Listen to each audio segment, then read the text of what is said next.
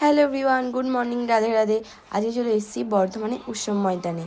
এখানে উৎসব হচ্ছে, মেলা বসেছে, খুবই সুন্দর। 10 টাকা করে টিকিট, ফার্স্টে কেটে নিলাম। এখন আমরা যাব প্লেনে করে।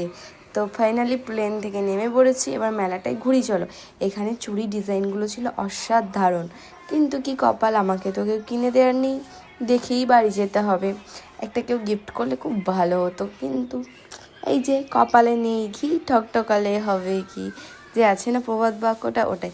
আর এখানে শাড়ির কালেকশানগুলো ছিল অসাধারণ।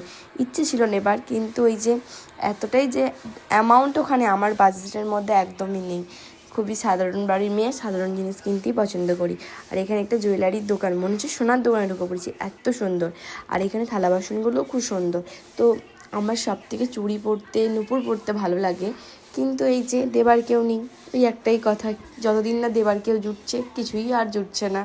তো এখানে বইয়ের স্টক ছিল, কলকাতার কলেজ স্ট্রিট থেকে এসেছিলো এই মেলাটা, খুবই সুন্দর। এখানে বই ছিল, বই পড়তেও ভালো লাগে, কিন্তু যাই হোক, আমি কিছুই টাকা পয়সা নিয়ে যাইনি তাড়াহুড়োর মাথায়, তো তার জন্য কিছু কেনা হয়নি। আমি শুধু একটা জাস্ট ব্যাগ কিনেছি, আমার একটা ব্যাগ দরকার ছিল, যেটা এখন তোমরা দেখতে পাচ্ছ। তো এটাই কিনেছি দিদির কাছ থেকে টাকা নিয়ে। তাড়াহুড়োর মাথায় না টাকা পয়সা নিয়ে যেতে আমি ভুলে যাই এদিক সেদিক, কী করবো, এতটাই তাড়াহুড়ো। আর এই যে মহাকালের একটা বই, শিব দুর্গার প্রেম কাহিনী, অসাধারণ অসাধারণ গাইস। কিন্তু এইদিকে অনেকটা রাত্রিও হয়ে যাচ্ছে, বেশিক্ষণ থাকতে পারবো না, যেহেতু আমাদেরকে আবার বাড়ি ফিরতে হবে।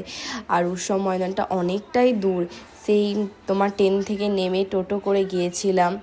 তো এখানে একটা অনুষ্ঠান হচ্ছিলো বাচ্চা